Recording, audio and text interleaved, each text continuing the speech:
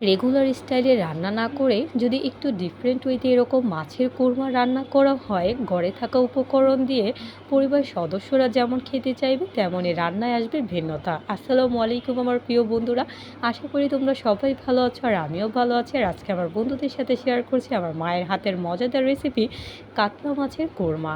আর মা এখানে মাছের কোরমা রান্না করার জন্য মাছগুলো ভালো করে ধুয়ে অল্প একটু লবণ মেখে তেলে মাছগুলো একটু ভেজে নিচ্ছে, এতে মাছের কোরমাটা খেতে দারুণ হয়।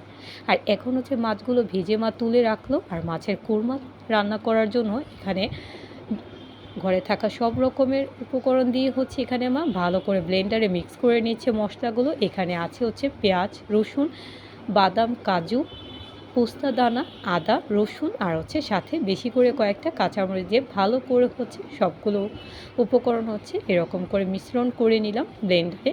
আর এখন মাছের কোরমাটা রান্না করার জন্য আগে থেকে ভেজে রাখা তেলে আরেকটু তেল দিয়ে দিয়েছে কোরমাটা রান্না করার জন্য, সাথে দিয়ে দিয়েছে এলাচ আর দারচিনি। মাছের কোরমা হোক বা মাংসের কোরমা, সাথে একটু এলাচ দারচিনি দিলে খেতে দারুণ লাগে। আর এখন সব উপকরণ যেটা ব্লেন্ডারে মিশ্রণটা তৈরি করে নিলাম সেটা মা ছেড়ে দিল, সাথে অল্প একটু পানি দিয়ে ভালো করে মা নাড়াচাড়া করে নিচ্ছে। আর দেখতেই পাচ্ছ আস্তে আস্তে বলক আসা শুরু করে দিয়েছে। আর এখন মা কোরমাটা যাতে আরও বেশি ফ্লেভারফুল হয়, টেক্সচারটা ভালো আসে, তাই মা 2 থেকে 3 চামচের মতো টক দই অ্যাড করে দিল, দিয়ে ভালো করে আবারও মা নাড়াচাড়া করে নিচ্ছে।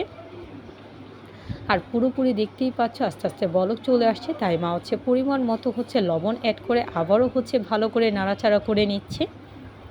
আর দারুণ একটা ফ্লেভার আসছে বন্ধুরা। আর এখন বলক আসা অবস্থায় মা আবারও কয়েকটা কাঁচামরিচ দিয়ে দিচ্ছে, যেহেতু মিশ্রণটাতে অলরেডি একটু কাঁচামরিচ দেওয়া হয়েছে, তাই এখান থেকে 3 থেকে 4টার মতো কাঁচামরিচ দিয়ে দিল, দিয়ে ভালো করে নাড়াচাড়া করে নিল। আর এখন একটু ভেজে নেওয়া কাতলা মাছগুলো এখন আস্তে আস্তে ছেড়ে দিচ্ছে মশলাটাতে।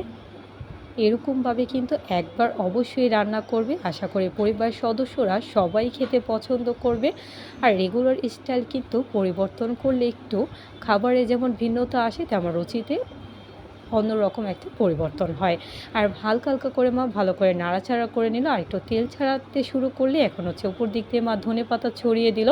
আর আস্তে আস্তে পুরোপুরি তেল চলে আসলেই কোরমাটা কিন্তু রেডি হয়ে যাবে। আশা করি আমার মায়ের হাতের এই কাতলা মাছের কোরমার রেসিপিটা ভালো লেগেছে, তোমরাও কিন্তু বাসায় একবার তৈরি করবে।